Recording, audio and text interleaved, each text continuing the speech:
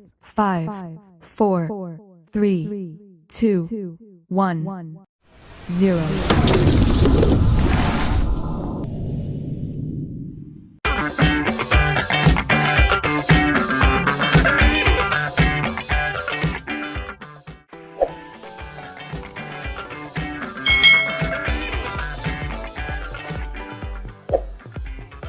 Hai hai hai, selamat datang di channel YouTube Kak Citra. Apa kabar adik-adik semuanya? Apakah kalian siap belajar hari ini bersama dengan Kak Citra? Hari ini kita akan belajar bersama-sama di mata pelajaran tematik kelas 3. Kita belajar di tema 5, masih tentang cuaca ya. Subtema 3, pengaruh perubahan cuaca terhadap kehidupan manusia, pembelajaran yang kedua. Mari adik-adik kita belajar dengan penuh semangat ya. Perhatikan gambar berikut ini adik-adik. Dayu menceritakan banyak hal.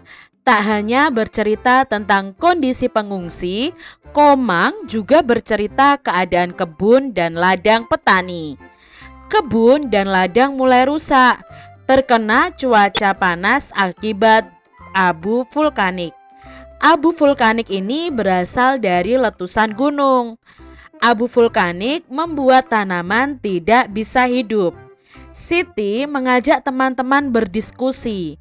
Tanaman apa yang tepat ditanam pada daerah dan musim tertentu.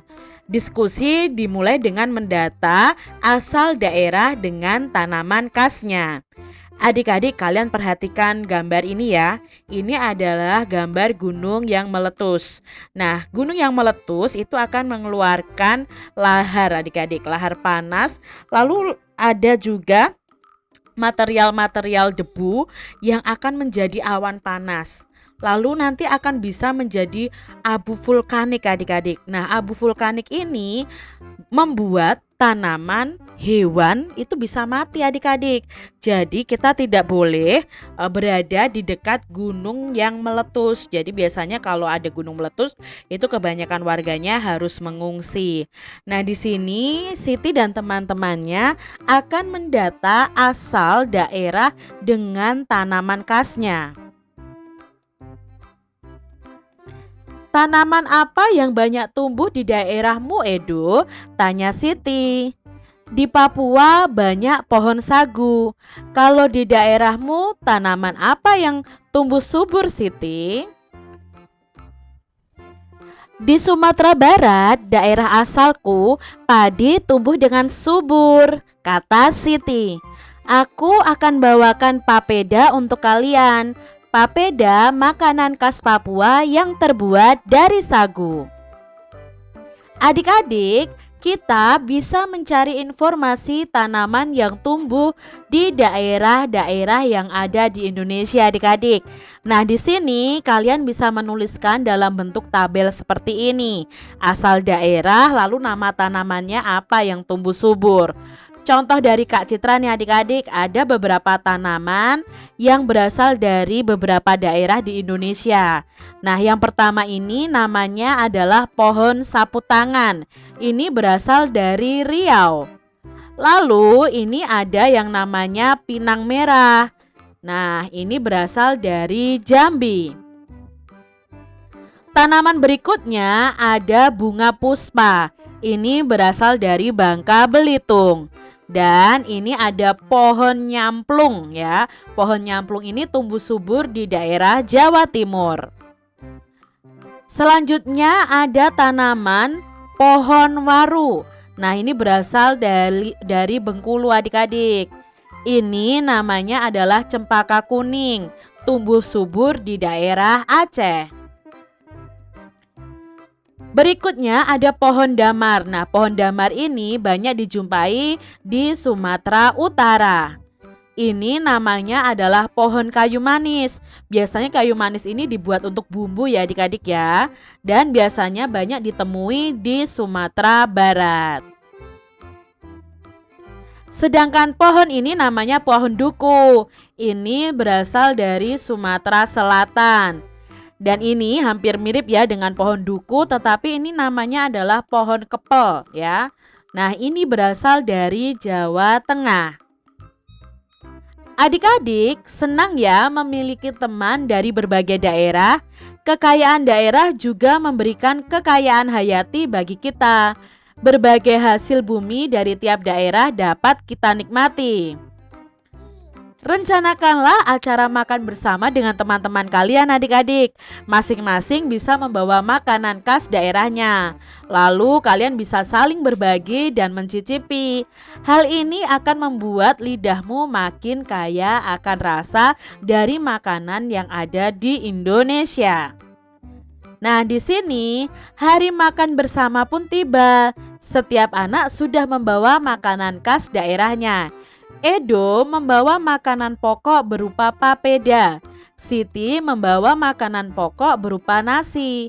Teman-teman lain membawa lauk pautnya. Beni dari Manado membawa ikan dengan sambal dabu-dabu.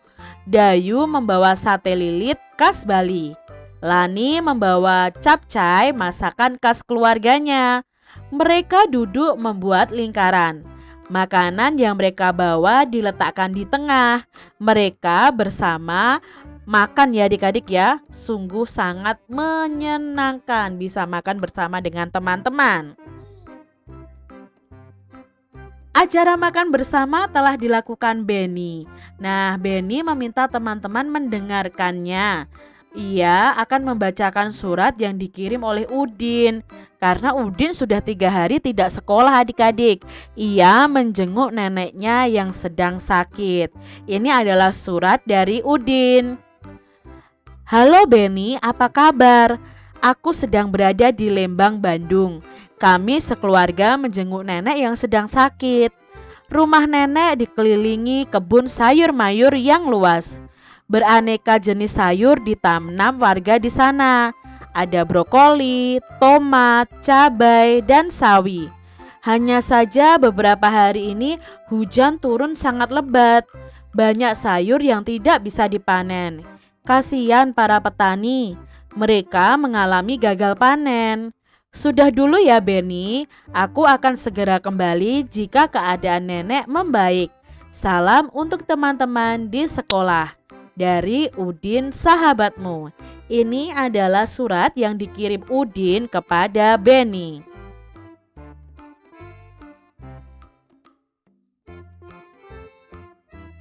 Apa yang Udin ceritakan pada surat di atas adik-adik?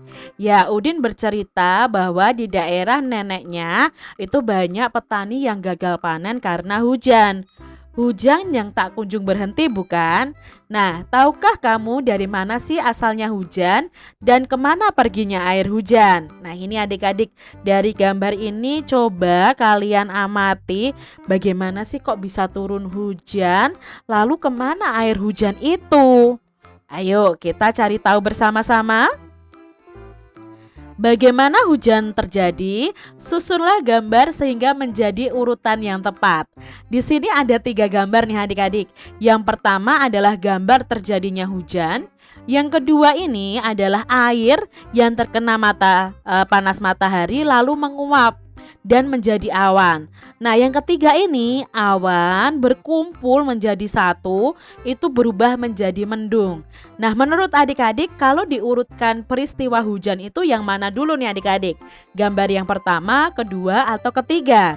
Ya, bagus. Gambar yang kedua dulu ya adik-adik ya. Di sini airnya menguap menjadi awan ya, naik ke atas menjadi awan.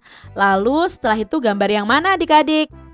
Ya, awan semuanya akan berkumpul menjadi mendung ya, menjadi awan yang kelabu, gambar yang ketiga. Setelah itu, awan ini akan menjadi titik-titik air dan turunlah hujan. Inilah yang disebut dengan siklus hujan atau siklus air. Apakah kegiatanmu berubah adik-adik saat terjadi perubahan cuaca? Bagaimana pengaruh cuaca terhadap kehidupan manusia? Tentunya sangat berpengaruh sekali terhadap kehidupan manusia. Nah, sekarang kita akan pelajari lebih lanjut tentang terjadinya hujan adik-adik. Nah, bagaimana sih proses terjadinya hujan? proses terjadinya hujan itu berawal dari ini. Terjadinya hujan dimulai dari proses yang namanya evaporasi yang disebabkan oleh sinar matahari. Evaporasi itu apa Kak Citra? Evaporasi itu adalah air yang terdapat di sungai, laut atau sumber lainnya, danau dan sebagainya itu mengalami penguapan karena panas matahari. Nah, ketika air itu menguap, maka air itu akan naik ke atas adik-adik berupa uap air. Selanjutnya yang terjadi adalah proses yang namanya di sini kondensasi. Nah, kondensasi ini akan terjadi akibat hasil dari uap yang sudah naik tadi. Uap air akan berubah menjadi embun. Suhu udara akan semakin meningkat dan membuat titik-titik embun itu semakin banyak dan memadat.